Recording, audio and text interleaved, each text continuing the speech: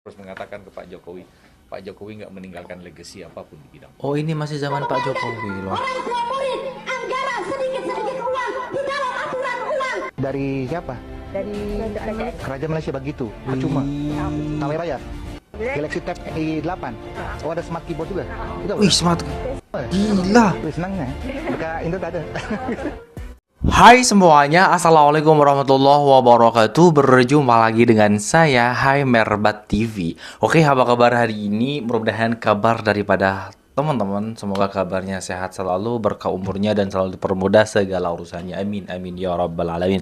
Oke, di sini ada sebuah video teman-teman, sindiran keras ini buat netizen Konoha yang sering nyinyirin Indonesia jauh lebih maju dibandingkan Indonesia, Malaysia kalah jauh tertinggal dibandingkan Indonesia. Hey, lihat dulu ini videonya bertajuk tentang netizen Indo koyak tengok fakta-fakta sekolah Malaysia belajar guna gadget, sedangkan Indonesia masih guna kapur. Masih zaman-zaman dulu.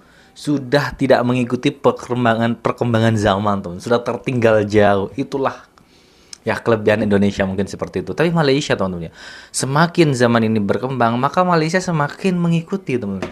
Sedangkan Indonesia semakin zaman berkembang, maka Indonesia semakin tertinggal. Nggak bisa menyamakan perkembangannya zaman. Lihat ini, sekolah di Malaysia sudah menggunakan teknologi gadget, teman-teman. Sedangkan Indonesia masih menggunakan kapur, tulis tangan. Waduh, kok bisa begitu, teman ya? Kenapa?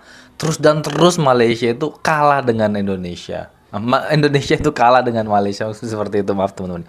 Ini kenapa? Oke, seperti apa videonya? Jom kita tonton bersama-sama, let's go. Saya mohon maaf harus mengatakan ke Pak Jokowi nggak meninggalkan legasi apapun di bidang. Oh, ini masih zaman Pak Jokowi loh. Orang tua murid, anggaran sedikit-sedikit uang di dalam aturan uang. Dari siapa?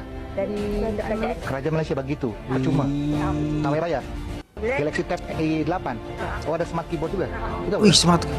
Gila. Wih, senangnya. Dekat Indo tak ada. Gila, pendidikan Wow. Indonesia tertinggal 128 tahun dari negara maju. Apakah kini saatnya Indonesia harus berbenah dan mengejar ketertinggalan itu? Iya, seharusnya. Bayangkan, Zaman sebuah kelas di Jokowi pedalaman hancur Indonesia Indonesia ini. berdiri seorang guru dengan kapur dan papan tulis lusuh.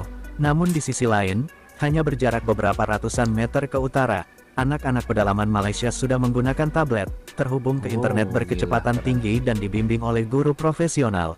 Apakah ini tidak menyakitkan? Wow. Bukan ingin membandingkan, tapi itulah fakta jika pendidikan Indonesia telah tertinggal, bahkan Betul. sangat jauh tertinggal. Betul. Apakah pemerintah akan tutup mata dengan realita ini? Tidakkah pemerintah sadar jika pendidikan menjadi faktor utama dalam kemajuan suatu negara? Betul. Kualitas Sangat. pendidikan Indonesia tertinggal 128 tahun dari negara maju.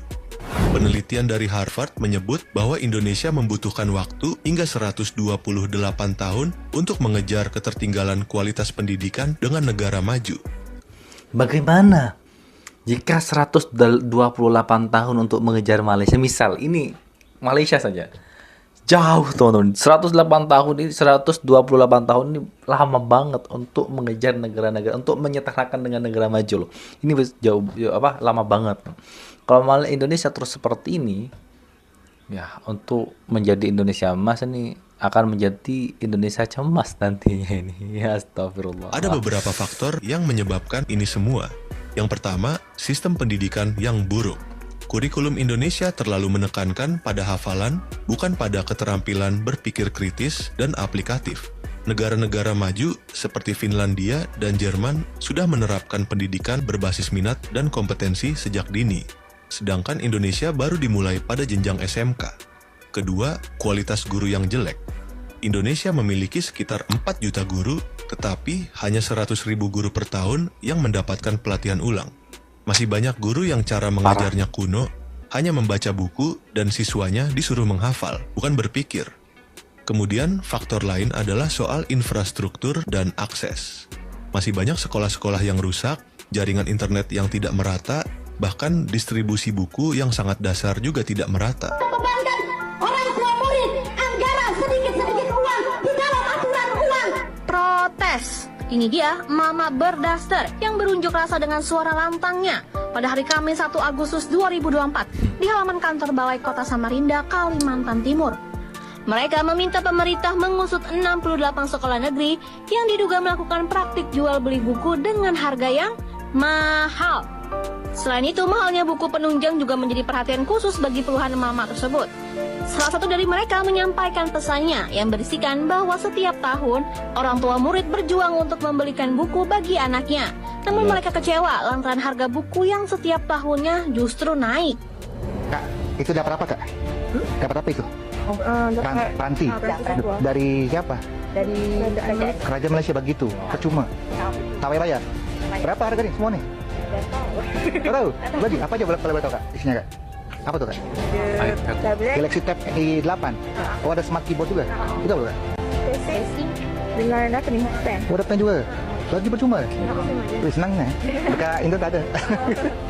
Jadi orang pelajar di Malaysia dibagi. Mantap ini. Bagi sama negara dapat peranti tadi Samsung Pay. Ini menunjukkan bahwa kualitas pendidikan di Malaysia ini jauh lebih baik dibandingkan kualitas pendidikan di Indonesia, teman-teman. Indonesia ini praktiknya itu gak ada. Hanya bisanya disuruh nerangin, disuruh hafalin. Ya, gitu-gitu aja lah di Indonesia ini, teman-teman, kalau sekolah. Tapi praktikumnya itu, praktik lapangannya itu jarang banget. Padahal anak-anak itu lebih berkembang kalau belajar sambil ada praktek. Itu jauh lebih cepat, teman-teman. Tapi hanya belajar, menghafal, ujian, praktek gak ada, ya sulit. Nyampe rumah hilang.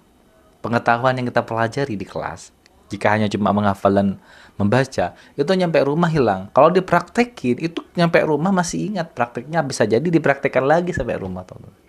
Tuh, saksinya seperti itu. A8. Apalagi ada teknologi. Ada pennya juga. Ada pad, Casingnya juga. handphone. Lengkap teman-teman. Dan itu semuanya gratis tuh, pada ngantri tuh. Dibagi gratis sama negara.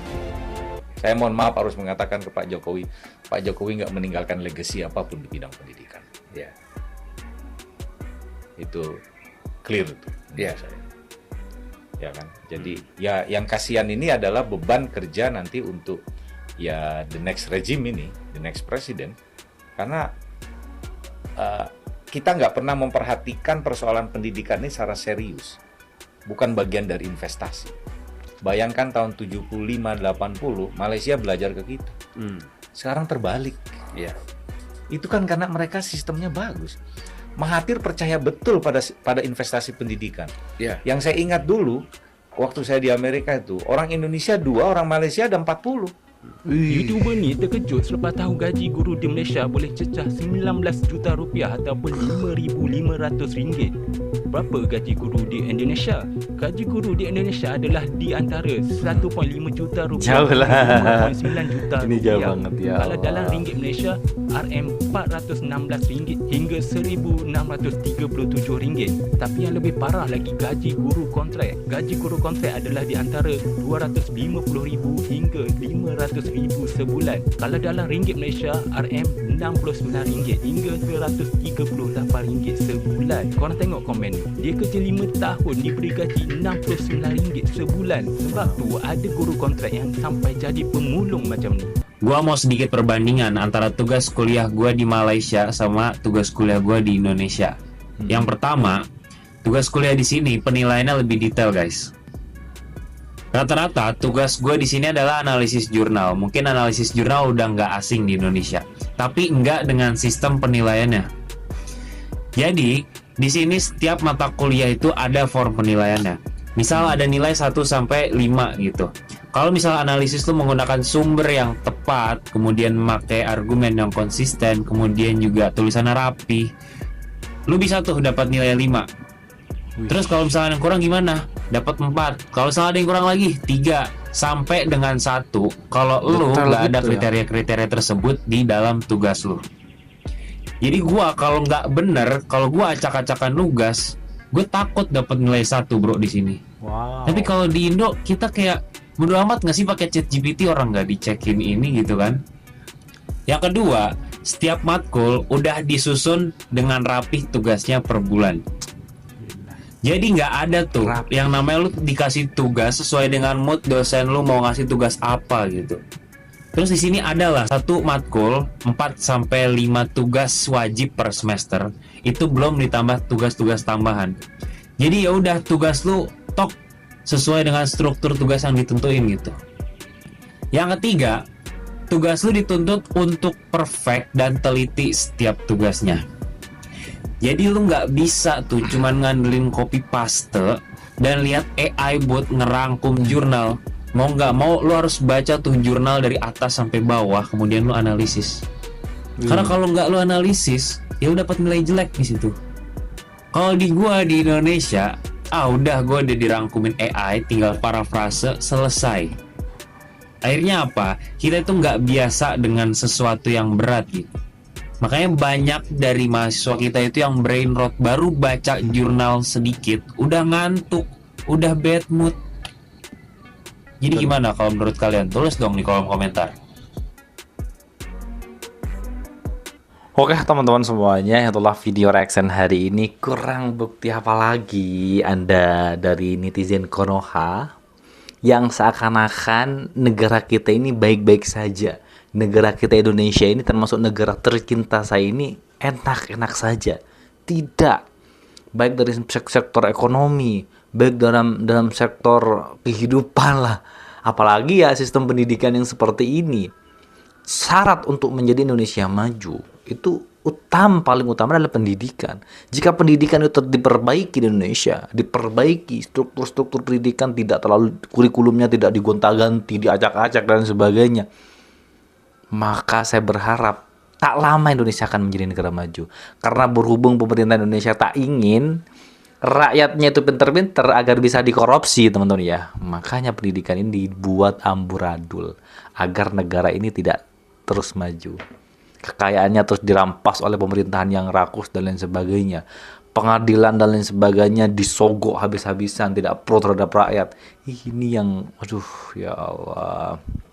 Tapi mudah-mudahan secepatnya Indonesia ini menjadi negara yang maju dan bisa mengalahkan negara Malaysia. Tapi untuk saat ini kalah jauh. Bukan saat ini, dari dulu sampai detik ini Malaysia itu selalu lebih unggul dibandingkan Indonesia, baik dalam pendidikan, ekonomi, makmur rakyatnya. Aduh. Oke, itulah video reaction hari ini. Silahkan bantu dengan cara menekan tombol like, komen, dan share. Buat teman-teman yang suka, yang tidak suka silahkan cabut aja, pindah alam. Jangan lupa subscribe teman-teman ya. Baik, kita akhiri. Wassalamualaikum warahmatullahi wabarakatuh.